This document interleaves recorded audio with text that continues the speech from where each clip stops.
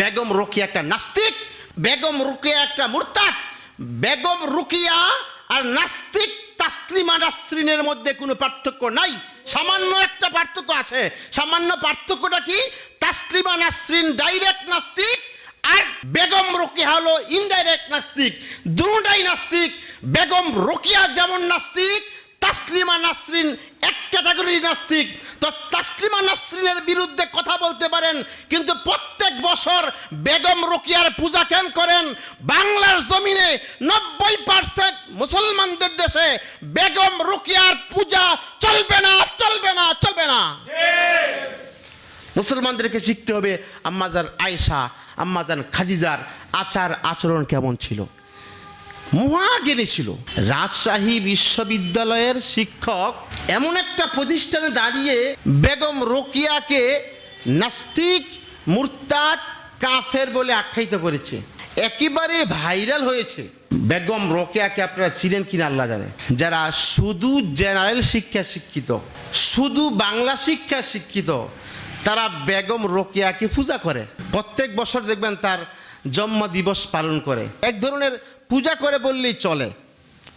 বেগম রোকেয়া এমন একজন লোক, যেই মহিলা সারাটা জীবন তার বাবার সাহায্যে বড় হয়েছে, বাবার সাহায্যে বড় হয়ে বাবার বাড়িতে তার ভাইয়ের সাহায্যে লেখাপড়া করেছে, এরপরে স্বামীর সাহায্যে শিক্ষা প্রতিষ্ঠান খুলেছে। দিন শেষে এই মহিলাটা বলে যে নারীদের অগ্রযাত্রায় সবচেয়ে বড় বাধা হলো পুরুষরা। নাউজুবিল্লাহ, জোরে কোন। চিন্তা করছেন, বাবার সাহায্যে বড় হয়েছে, বাবা কি পুরুষ ছিল না? বাবার সাহায্যে বড় হয়েছে, ভাইয়ের সাহায্যে লেখাপড়া করেছে, এরপরে স্বামীর সাহায্যে শিক্ষা প্রতিষ্ঠান খুলেছে। তার সারা জীবন পুরুষের অবদান, পুরুষের অবদান। দিন শেষে মহিলাটা কি বলেছে? যে নারীদের অগ্রযাত্রায় সবচেয়ে বড় বাধা হলো পুরুষরা। চিন্তা করছেন, অকৃতজ্ঞ কাকে বলে? অকৃতজ্ঞ কাকে বলে?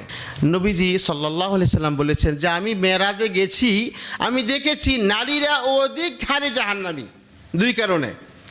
কিন্তু বাংলাদেশের নারীরা, অধিকাংশ নারীরা জাহান্নামী হবে মাত্র একটা কারণে। দুই কারণ তো আছেই ভাই।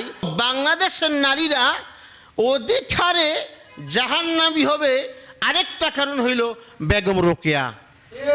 বেগম রোকেয়ার কথাবার্তা বুঝতে হলে অন্তত আপনার কোরআন হাদিসের কিছু ইলম থাকতে হবে, না হয় রাজশাহী বিশ্ববিদ্যালয়ের শিক্ষক কি পরিমাণ শিক্ষিত, তো উনি না বুঝেই বলছে। ওনার মতন শিক্ষক রাজশাহী বিশ্ববিদ্যালয়ে দাঁড়িয়ে বলতেছে বেগম রোকেয়াকে বাংলার জমিনে তার পূজা করে, কিন্তু আমি রাজশাহী বিশ্ববিদ্যালয়ের শিক্ষক হয়ে বলতেছি সে একটা নাস্তিক। বেগম রোকেয়া নাস্তিক, বেগম রোকেয়া মুরতাদ, বেগম রোকেয়া কাফের। মান দাআ রাজুলান বিল কুফর, এমন ফতোয়া দিতে গেলে শুধু আর্থিকভাবে সামর্থ্যবান হলে চলে না, ইমানের জোর থাকতে হয়। চিন্তা করছেন, মান দাআ রাজুলান বিল কুফর আও ক্বালা আদুল্লাহ ওয়া লাইসা কাযালিক ইল্লা হার আলাই। আমি বিশ্বাস করি এই হাদিস সম্পর্কে তার ভালো ধারণা আছে, তার ভালো ধারণা আছে। আমাদের দেশের কিছু কুশীল তার বিরুদ্ধে দাঁড়িয়েছে। আরে প্রিয় ভাইরা, গণতান্ত্রিক রাষ্ট্রে বেগম রোকেয়াকে ঘৃণা করার জন্য দুইটা কারণই যথেষ্ট। এক, বেগম রোকেয়া আল্লাহর বিধান পর্দার বিরুদ্ধে কথা বলেছে, বুরকার বিরুদ্ধে কথা বলেছে। 6-9 না, আমরা বুঝছি আল্লাহর বিধানের ক্ষেত্রে কোনো ব্যাখ্যা চলে না। 2 নাম্বার, বেগম রোকেয়াকে ঘৃণা করার জন্য এতটুকুই যথেষ্ট, বেগম রোকেয়া আমার দয়াল নবীজিকে ভণ্ড প্রতারক বলেছে। এটা মুসলমানদের দেশ, 95% মুসলমানের দেশে দাঁড়িয়ে আমার দয়াল নবীজিকে ভণ্ড প্রতারক বললে তার জিহ্বা টেনে ছিঁড়ে ফেলে দেওয়া হবে। এটা মুসলমানদের দেশ। এদেশে যদি স্বয়ং প্রধানমন্ত্রীও আমার দয়াল নবীকে নিয়ে কটু মন্তব্য করে, এই জমিনে তার বেঁচে থাকার কোনো অধিকারই নাই। এদেশের মানুষ ঠাকুরকে খুব চর্চা করে, রবীন্দ্রনাথ ঠাকুরের পূজা করে, অথচ রবীন্দ্রনাথ ঠাকুর ঢাকা বিশ্ববিদ্যালয়ে বিরুদ্ধাচরণ করেছে। এই দেশের রবীন্দ্রনাথ ঠাকুরকে পূজা করে, কিন্তু আমার সোনার ছেলে কাজী নজরুল ইসলামকে ওই পরিমাণ চর্চা করে না। এদেশের মানুষ বেগম রুকিয়াকে পূজা করে, বেগম রুকিয়াকে চর্চা করে, কিন্তু আম্মাজান আয়েশাকে চর্চা করে না, খাদিজাকে চর্চা করে না।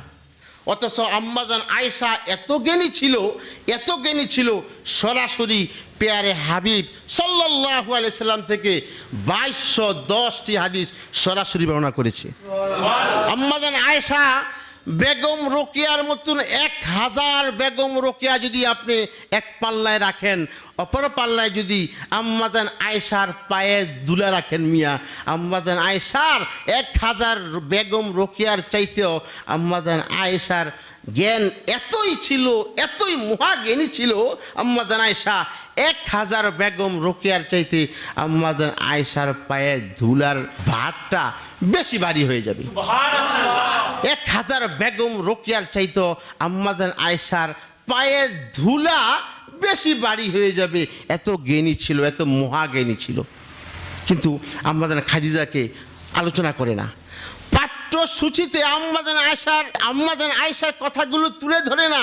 আম্মাজান আয়েশার কথাগুলো তুলে ধরলে এদেশের ছেলে মেয়েরা সোনার ছেলে পরিণত হয়ে যাবে, এদেশের মহিলাগুলো একেবারে রাবিয়া বস্রী হয়ে যাবে। প্রিয় ভাইরা, আমরা আমাদের সন্তানদেরকে যদিও প্রতিষ্ঠানে না শিখাক, আমরা আমাদের সন্তানগুলোকে নবীজির ইতিহাস শোনাবো ইনশাআল্লাহ।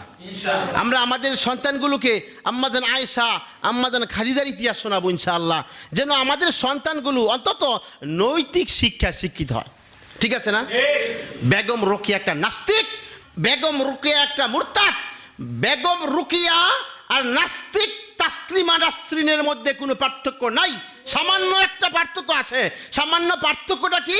তাসলিমা নাসরিন ডাইরেক্ট নাস্তিক আর বেগম রোকেয়া হলো ইনডাইরেক্ট নাস্তিক। দুটোই নাস্তিক। বেগম রোকেয়া যেমন নাস্তিক, তাসলিমা নাসরিন এক ক্যাটাগরি নাস্তিক। তো তাসলিমা নাসরিনের বিরুদ্ধে কথা বলতে পারেন, কিন্তু প্রত্যেক বছর বেগম রোকেয়ার পূজা কেন করেন?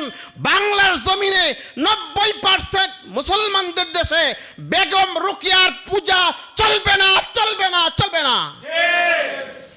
মুসলমানদেরকে শিখতে হবে আম্মাজান আয়েশা, আম্মাজান খাদিজার আচার আচরণ কেমন ছিল, মহাজ্ঞানী ছিল।